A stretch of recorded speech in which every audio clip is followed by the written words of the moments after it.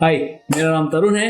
Welcome back to कार्य प्रगति पर है पॉडकास्ट, जहां पर हम बात करते हैं आपसे रिलेटेड आपके करियर्स की, आपके एंटरप्रेन्योरशिप, आपकी लाइफ की जर्नी की, जो भी आपकी लाइफ में चेंजेस ट्रांजिशन चल रहे हैं उसके बारे में हम आज बात करेंगे। और ये पॉडकास्ट है आपके बारे में कि आप अपने आप को कैसे बेहतर बना सकते हैं। और इसी कड़ी में सोच रहे थे कि अब आगे क्या बात किया जाए आपसे, और बहुत सारे टॉपिक्स हैं जिसके ऊपर हम डिस्कस कर सकते हैं, लेकिन एक जो मेन टॉपिक निकल के सामने आया वो है हमारे नेटवर्क का। तो ऐसे आपने सुना ही होगा, ऐसा कहा जाता है कि आपका नेटवर्क ही आपका नेटवर्थ है, जिसका मतलब आपके फ्रेंड्स, फैमिली और जो आपके अक्वेंटेंसेस हैं वही एक्चुअली आपका नेटवर्थ डिसाइड करते हैं। ऐसा बोलना आसान है, बोल सकते हैं कि अगर आपके बहुत ही अच्छी जगह पे कनेक्शंस हैं और लोग आपको हेल्प करने के लिए या आप कम्युनिटी के साथ में काफ़ी इंटरेक्ट करते हैं, तो शायद आप को फास्ट ग्रोथ करने में और आपके लिए रास्ते नए नए खुलते जाते हैं। लेकिन मैं उस हिसाब से बात ना करते हुए उस तबके की बात कर रहा हूँ जिसका नेटवर्क उतना बड़ा है नहीं, या उतना इम्प्रेसिव नहीं है, उतना प्रभावशाली नहीं है। तो ऐसे लोग जिनका नेटवर्क नहीं है, या फिर जिनका फ्रेंड्स एंड फैमिली का जो ओवरऑल नेटवर्क है वो उतना ठीक है, मतलब एक नॉर्मल ही है, मिडिल क्लास है, वो कैसे अपने आप को आगे बढ़ाएं, कैसे अपने नेटवर्क को लेवरेज करें, कैसे अपने नेटवर्क से अपने आप की ग्रोथ को आगे बढ़ाएं। लेकिन उसके पहले हमको थोड़ा समझना पड़ेगा कि ये नेटवर्क और ये आपका फ्रेंड्स नेटवर्क होता क्या है। पहले तो सबसे पहले तो 3-4 अलग अलग टाइप के नेटवर्क्स होते हैं, और हमें इम्प्रूव करने के लिए, अपना नेटवर्क इम्प्रूव करने के लिए अलग अलग टाइप के नेटवर्क में अलग अलग टाइप की स्ट्रैटेजीज अपनानी पड़ेंगी। लेकिन थोड़ी रियल बात करेंगे आज, स्क्रिप्टेड और जो किताबी बातें रहती है वो नहीं करेंगे, थोड़ी रियल बात करेंगे। लेट्स से 4 तरह के नेटवर्क होते हैं। एक सोशल नेटवर्क होता है, एक फैमिली नेटवर्क होता है, एक वर्क नेटवर्क होता है और एक पर्सनल नेटवर्क होता है। हर किसी इंसान का ऐसा ही कुछ नेटवर्क रहता है।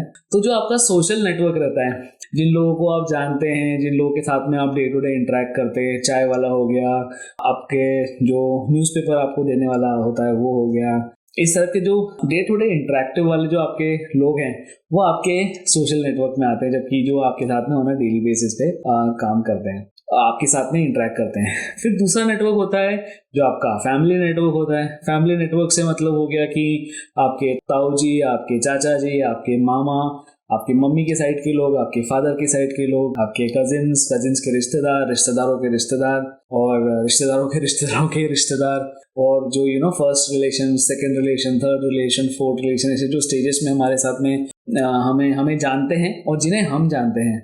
और ये पूरा जो नेटवर्क है वो आपका फैमिली वाला नेटवर्क हो जाता है। फिर इसी तरह से आपका वर्क रिलेटेड नेटवर्क भी बहुत होता है। जब मैं वर्क बोलता हूँ तो उसमें आपका education as well as career से रिलेटेड जहाँ पर आपने काम किया वो नेटवर्क हो जाता है। तो जैसे आपकी कोई भी वर्क प्लेस है, आपके ऑफिस में या आपके स्टार्टअप में, या कहीं ना कहीं आपके कुछ लोग ऐसे होंगे जिनसे आपकी ज्यादा पटती है, ज्यादा बनती है, तो वो आपके वर्क नेटवर्क में आ जाते हैं। उस तरह से आपके कॉलेज में, आपके स्कूल में काफी सारे आपके साथ में ऐसे लोग रहे होंगे, और आपकी लाइफ में शुरू से लेकर अभी तक कुछ हर नई जगह जहाँ आपने काम किया या जहाँ आप पढ़ने गए या काम किया, वहाँ पे आपके नए नए दोस्त बन के गए होंगे। ये आपका वर्क नेटवर्क हो गया।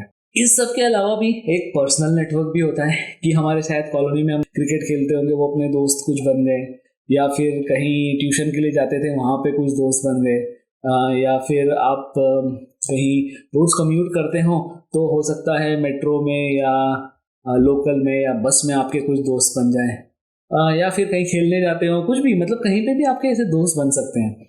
और ये आपका एक ओवरऑल देखा जाएगा तो आपका एक पूरा नेटवर्क जो है ना, ये 3-4 हिस्सों में इसको बांटा जा सकता है। एक ये भी हो सकता है कि आपके कुछ नया जो अभी चल रहा है वो आपके ऑनलाइन फ्रेंड्स भी हो सकते हैं, जहाँ पे आपके जो फेसबुक पे, इंस्टाग्राम पे ऐसे कोई कनेक्ट किए।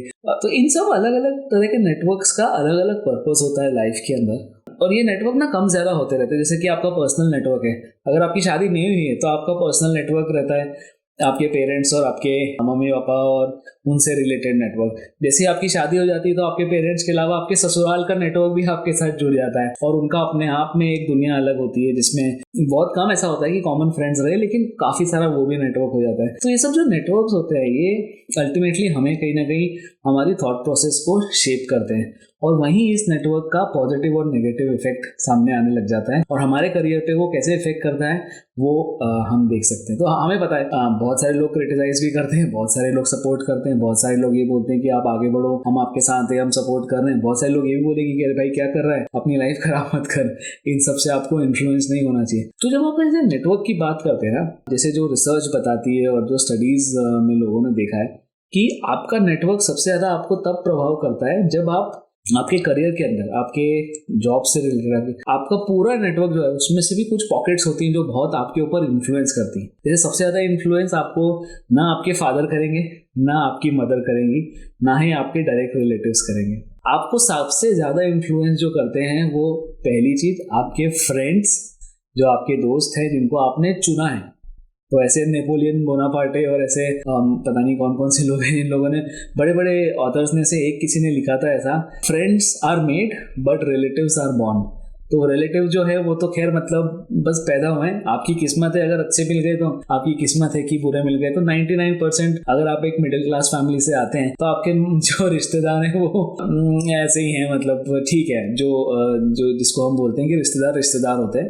हाँ ये है कि जब भी आप इमरजेंसी में होंगे, जब भी आप तकलीफ में होंगे, आई थिंक चाहे कोई कुछ भी बोले कि हमारे रिश्तेदार हमें सपोर्ट नहीं करते, हम परेशान होते रहते हैं हमारे रिश्तेदारों के कारण, लेकिन अल्टीमेटली आपके रिश्तेदार ही आपके साथ में खड़े होते हैं। जब भी आप बीमार होते हो या आप किसी बड़ी परेशानी में फंस जाते हो, कभी कोई केस हो गया, कुछ भी हो गया, तो सबसे पहले आपके रिश्तेदार आपके साथ में खड़े होते हैं। ये फैक्ट है, ये रियलिटी है। मैंने तो अपनी लाइफ में हमेशा यही देखा है, लेकिन मुझे पता है काफ़ी सारे लोग ऐसे भी होते हैं जो इतने लकी नहीं होते, जिनके रिलेटिव्स जो होते हैं वो उतने प्रोमिनेंटली उनको सपोर्ट नहीं करते हैं। And it's okay, it's completely okay. अगर कोई आपको सपोर्ट कर रहा है बहुत अच्छी बात है, अगर कोई सपोर्ट नहीं कर रहा है तो भी इट्स ओके, क्योंकि वो आई एम श्योर किसी न किसी अपनी लाइफ की उलझन में उलझा होगा, इसलिए वो शायद आपको सपोर्ट नहीं कर पा रहा। क्योंकि ह्यूमन नेचर बेसिकली ऐसा ही रहता है कि हम एक दूसरे की हेल्प करते हैं, लेकिन कई बार ईगो की वजह से या जेलसी की वजह से या इवन बेसिक रिसोर्सेज की कंस्ट्रेंट के कारण, जैसे कि अगर मान लो 2 भाई हैं और 2 भाइयों के बच्चे हैं, उनके आपस में अगर पट नहीं रही या कुछ और है, तो अगर वो सपोर्ट नहीं करें तो हो सकता है, ये भी हो सकता है ना कि रिसोर्स जो है, लेट्स से प्रॉपर्टी या कुछ है, तो उसके लिमिटेशन है कि यार प्रॉपर्टी 5 बीघा ही है, वो 5 बीघा या तो इसको मिल जाए या उसको मिल जाए या बेड, तो वो उस जब भी किसी भी चीज़ का कंस्ट्रेंट होता है तो उससे रिलेटेड हमेशा कोई ना कोई कॉन्फ्लिक्ट पैदा होता है, और वो कॉन्फ्लिक्ट जो है वो अल्टीमेटली रिलेशनशिप्स में शो होने लगता है, जो जैसे आपके रिलेटिव्स और आपके रिलेशंस के साथ में आपको भी दिखता होगा।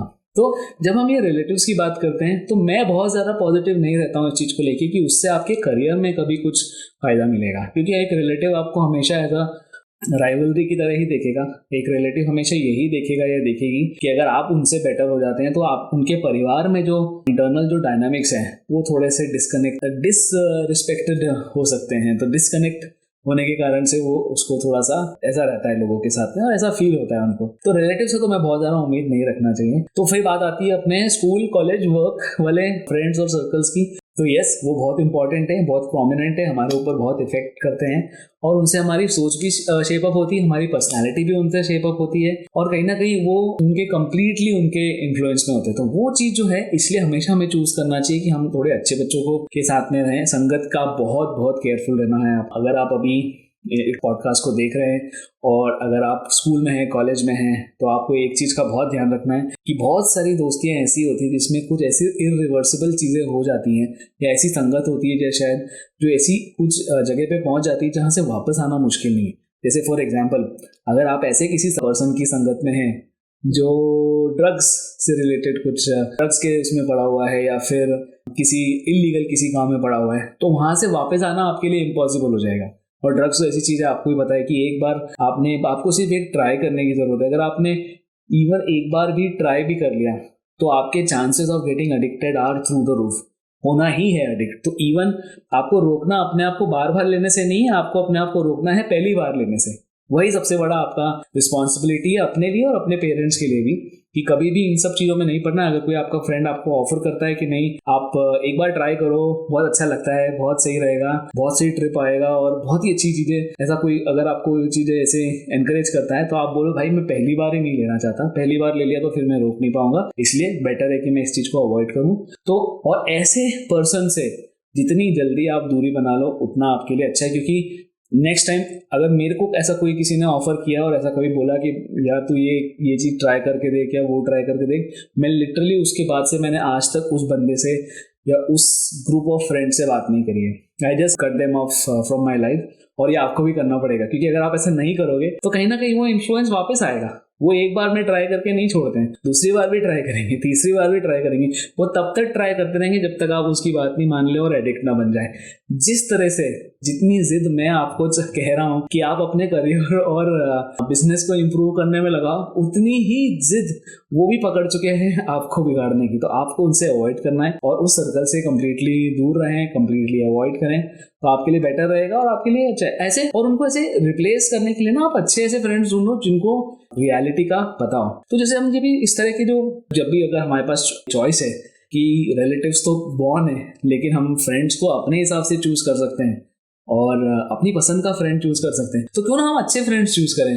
तो फिर क्यों ऐसा है कि हमें उतने अच्छे फ्रेंड्स नहीं मिल पाते कई बार, और काफ़ी लोगों के साथ में होता है। और ये दोस्त बनाना बहुत मुश्किल भी है इस तरह के, क्योंकि अगर आप आपको 3-4 चीज़ों का ध्यान रखना पड़ेगा जब आप चाहते हो अगर कि कोई ऐसे फ्रेंड्स बने जो आपको लाइफ में आपके साथ में। पहली चीज़ आपको अपने फ्रेंड में ढूंढना है ये चीज़ कि वो फ्यूचरिस्टिक है और एम्बिशियस है कि नहीं। सबसे पहली चीज़ एम्बिशन होना चाहिए, और दूसरी चीज़ टैलेंटेड होना चाहिए। टैलेंटेड से मेरा मतलब ये नहीं कि बहुत ज़्यादा इंटेलिजेंट हो, लेकिन अप्लाइड इंटेलिजेंस होना चाहिए बंदे में, मतलब स्ट्रीट स्मार्टनेट होना चाहिए। आप हमेशा कोशिश करो जो ऐसे फ्रेंड्स बनाओ जो कुछ, पहली चीज़ तो कुछ करना चाहते हैं, एम्बिशन, और दूसरी चीज़ कि वो सच में उनके अंदर वो काबिलियत है कि वो कुछ कर सके। मतलब ऐसे एम्बिशन होना तो, और आप सोचो अगर कोई एम्बिशियस है और उसके पास में टैलेंट नहीं है, वो काबिलियत नहीं है, तो वो एम्बिशन कितने गलत डायरेक्शन में होगा। फिर वो पर्सन चाहेगा कि कोई भी शॉर्टकट लेके और ऐसे करे, तो वो चीज़ नहीं। तो इसलिए थर्ड पार्ट जो है ना, एम्बिशन, सेकेंड पार्ट थोड़ा सा टैलेंट होना चाहिए, थोड़ी सी इंटेलिजेंस होना चाहिए, और थर्ड पार्ट जो सबसे डिजायरेबल पार्ट है उसको बोलते हैं इंटेग्रिटी। कि इंटेग्रिटी मतलब उस बंदा गलत को गलत बोले, सही को सही बोले और सच का साथ दे। इस तरह के अगर आपको कोई फ्रेंड्स मिल सकते हैं तो ये this is golden. Do not let that person go from your life ever again. उसके बाद में आ जाते हैं आपके कॉलेज वाले फ्रेंड्स। तो जो कॉलेज वाले फ्रेंड्स होते हैं ना, वो थोड़े से वो एक अलग स्टाइल के आपके फ्रेंड्स होते हैं। उसमें थोड़ा सा उस एज तक आते आते उसमें भी सेम चीज है, लेकिन कॉलेज के अंदर कैसा रहेगा, 40-50 बच्चे रहेंगे, उसमें से आपने सिलेक्ट कर लिया अपना ग्रुप, छोटा सा एक सब ग्रुप हो गया आपका 4-5 फ्रेंड्स का या 6-7 फ्रेंड्स का, और फिर आप उनके साथ में इंटरेक्ट करते हैं, उनके साथ में लर्निंग की पूरी जर्नी करते हैं। तो उनके साथ में एक स्पेशल बॉन्ड होता है। वो स्पेशल बॉन्ड क्या रहता है कि जो भी आपका नॉलेज है, जो आपके काम में, वर्क में काम आने वाला है आगे, वो आपने अपने कॉलेज फ्रेंड्स के साथ में अक्वायर किया है। तो एक बहुत यूनिक चीज है, बहुत इंपॉर्टेंट चीज है, और ये चीज हमेशा आपके साथ में रहेगी। तो कहीं पे भी अगर आप अपने करियर, तो आप ये जो कॉलेज वाले फ्रेंड्स हैं, ये देखोगे कि आपके साथ में करियर में भी आगे आगे सेम स्पीड पे ही चल रहे हैं, आगे पीछे ही चल रहे हैं। तो वो एक बहुत इंपॉर्टेंट चीज हो जाती है जब हम अपने कॉलेज वाले फ्रेंड्स को देखते हैं। पर अगेन बाय दिस टाइम थोड़ा सा एक सेल्फलेसनेस कम आ जाती है और थोड़ी सी सेल्फिशनेस थोड़ी सी आने लग जाती है लोगों के अंदर। तो कॉलेज वाले फ्रेंड्स भी आपके अच्छे फ्रेंड्स होंगे, लेकिन फिर भी उनको थोड़ा सा आपको ये चीज लेके देखना पड़ेगा कि वो थोड़ा सा गिव एंड टेक हो जाते हैं। तो ये जो कि हमने कहा था कि हम बहुत रॉ और रियल बात करेंगे, ये रियलिटी है। कॉलेज वाले फ्रेंड्स जो हैं वो अच्छे होते हैं, साथ देते हैं एक दूसरे का, लेकिन फिर भी अगर वो एक नेटवर्क है तो वो नेटवर्क है, मतलब अल्टीमेटली उसको आपको एज अ नेटवर्क की तरह ही ट्रीट करना है। फिर बात आती है आपके वर्क वाले फ्रेंड्स की। अब ये जो वाला नेटवर्क है ना, ये सबसे इंपॉर्टेंट और सबसे पावरफुल है, और हम सबसे कम इस पे ध्यान देते हैं। क्यों होता है ऐसा कि जब आप ऐसा अपने वापस से, अगर आप मिड जर्नी और मिड करियर में हो, तो आप वापस से याद करके देखो, जो आपके कॉलेज के बाद जब आप वर्क पे गए थे, अगर आपके फर्स्ट आपका प्लेसमेंट हुआ था, तो आप इसेंशियली लंच, कहीं पे स्नैक्स, या उसके लिए भी जब ऑफिस में भी आप ब्रेक लेते थे, वो नॉर्मली उन्हीं लोगों के साथ में रहते थे, या तो आपके टीम में रहे या फिर आपके पुराने कॉलेज वाले दोस्त हों। ये मेरे साथ भी होता था। मेरी बैच के 6 लोग प्लेसमेंट हुए थे एक कंपनी में एक साथ में, और हम लोग लंच के टाइम पे हमेशा साथ ही रहते थे। और वो साथ रहने में क्या हुआ कि हमारा जो आउटसाइड ऑफ वो जो सर्कल था ना, उसके आउटसाइड का हमारे दोस्त कभी बने ही नहीं, एटलीस्ट उस 1-2 साल के टाइम में। तो इसलिए ये जो चीज़ है ना, बहुत पावरफुल है, और ये आपके कॉलेज के फ्रेंड जो है ना, वो आपके कॉर्पोरेट लाइफ में, पहले जॉब में अगर वो साथ में है तो वो जॉब, दूसरे फ्रेंड्स बनना बहुत मुश्किल है, आपका नेटवर्क लिमिटेड रहता है। But at the same time जो आप वर्क में नेटवर्क बनता है ना, मैं क्यों उसको पावरफुल बोल रहा हूँ ना, क्योंकि वहां पर आप एक रियल लाइफ चैलेंजेस को सॉल्व कर रहे हो अपने वर्क प्लेस में, और जिन लोगों से आपकी बनती है, बेसिकली आप उन चैलेंजेस को साथ में सॉल्व कर रहे हो इन अ वेरी फनी वे। हो सकता है आप किसी एक सेम खड़ूस बॉस के लिए काम कर रहे हो और आपकी दोस्ती इसी बेसिस पे हो जाए कि ये बॉस कितना खड़ूस है, अपने आप में एक चैलेंज है, तो इस बॉस को कैसे सॉल्व करें। तो ऐसे करके बहुत सारे आपकी वर्क लाइफ वाले बहुत सारे ऐसे फ्रेंड्स बनेंगे जिनको आपने चुना है और जिन्होंने आपको चुना है, और अल्टीमेटली आप एक दूसरे के साथ काम कर रहे हो और आपको भी मजा आ रहा है, उनको भी मजा आ रहा है, और वो एक बॉन्ड बन जाती है आपकी काफी सारे और ये लाइफ लॉन्ग बॉन्ड रहती है।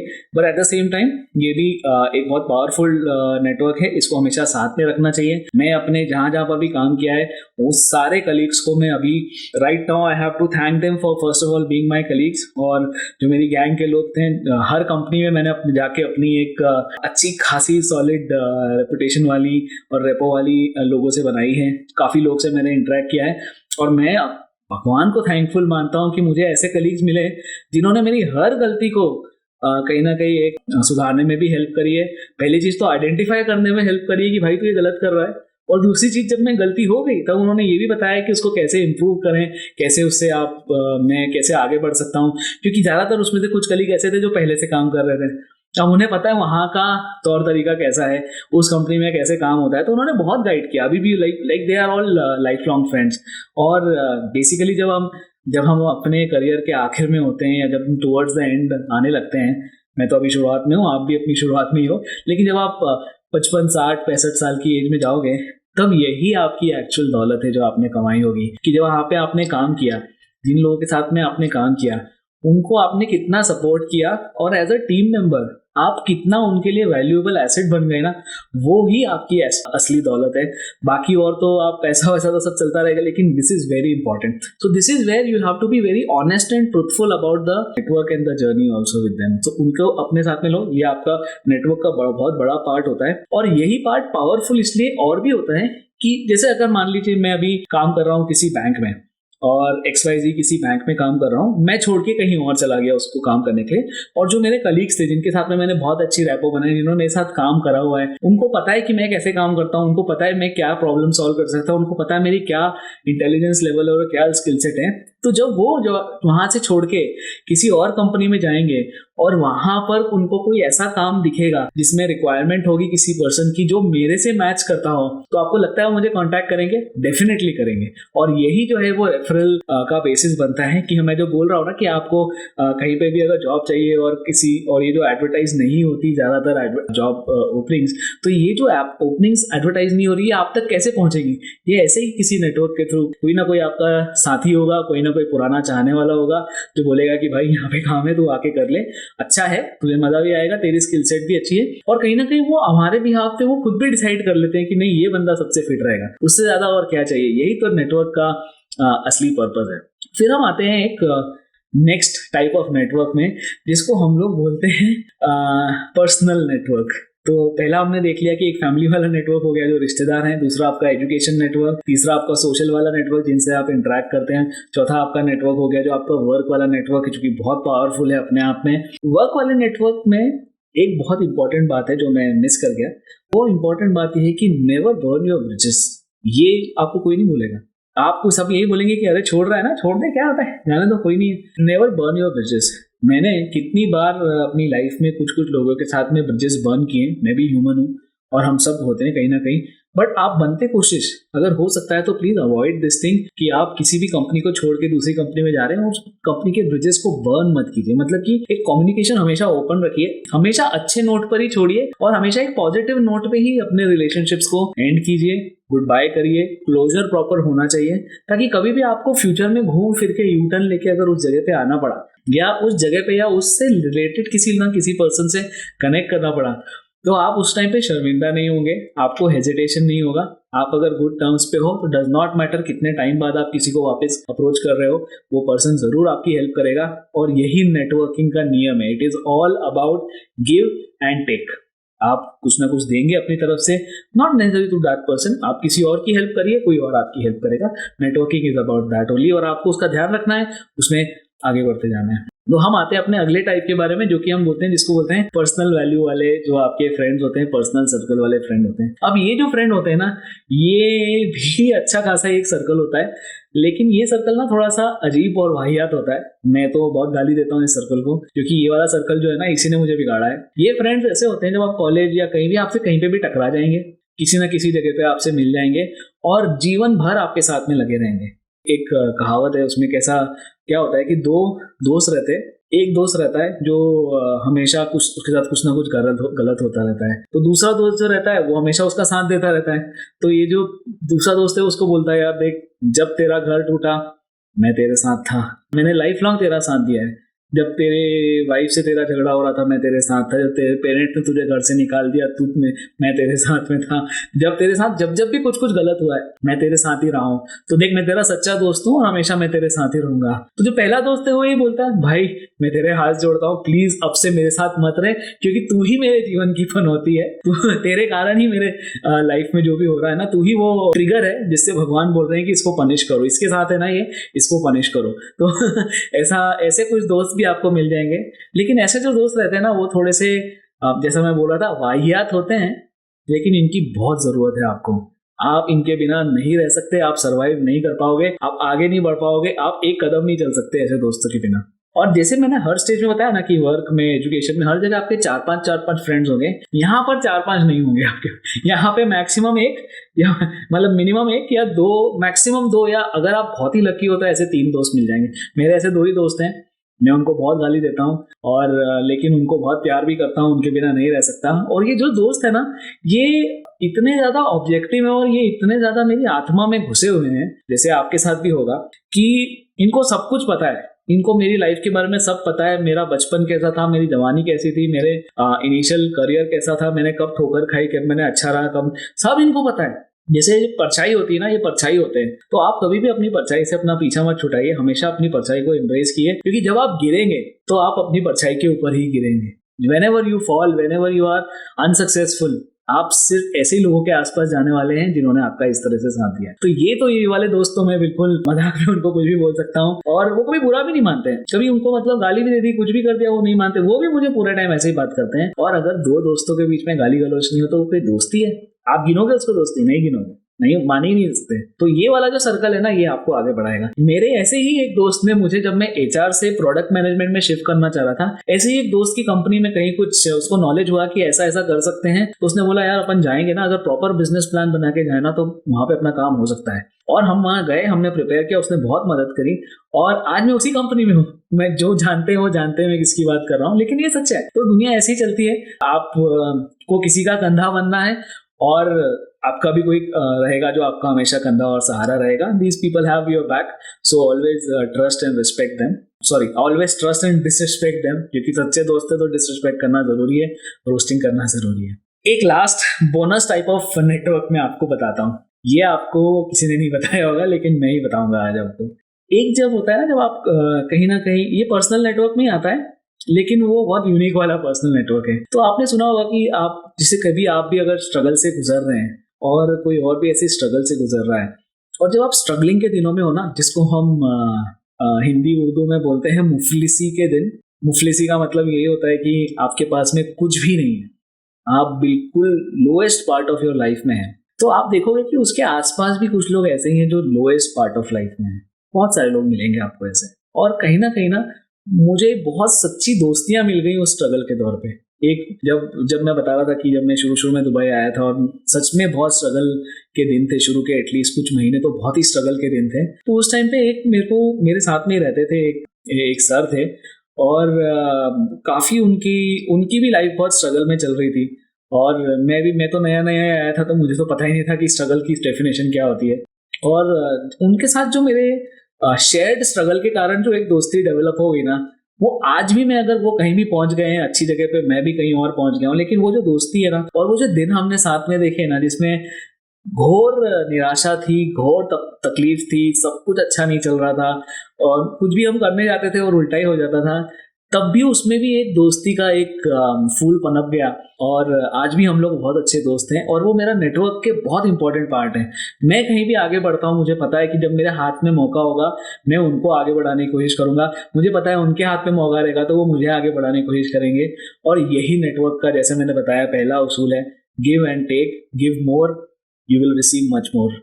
इसी के साथ में मैं आपको थैंक यू बोलना चाहता हूँ कि इस पूरे एपिसोड में, अभी तक फर्स्ट एपिसोड के बाद में अभी तक आपने बहुत साथ दिया है और बहुत अच्छा लग रहा है मुझे। आपके रिस्पॉन्स आ रहे हैं, अनएक्सपेक्टेड जगह से रिस्पॉन्स आ रहे हैं और मुझे अच्छा लग रहा है कि लोग उसको पसंद भी कर रहे हैं। और बस मेरी छोटी सी कोशिश है, मैं इस पूरे पॉडकास्ट के लिए थोड़ा सा एक इमोशनल एंगल भी है मेरे थॉट्स में जो मैं आपसे शेयर करना चाहता हूँ, और मुझे लगता है कि मैं शेयर कर सकता हूँ। जब हम किसी कम्युनिटी में होते हैं और हम कोशिश करते हैं कि हम देखते हैं आसपास की बहुत अंधेरा है, लोग आगे बढ़ नहीं रहे हैं। जैसे हम हमारे इंदौर में, और मेरा होम टाउन इंदौर है, वहाँ पे आसपास में अपने गाँव की कम्युनिटी को देखता हूँ, लड़के पढ़ते नहीं है, मेहनत नहीं करते हैं और बिल्कुल एक आवारा सा जीवन होता है, ज़्यादा उनको कोई गाइड करने वाला भी नहीं है। तो मेरे एक अंकल हैं जो मुझे हमेशा बोलते हैं कि बेटा हमेशा कोशिश करो कि समाज की लाइट बनो, वो रोशनी बनो जो समाज को रोशन करे।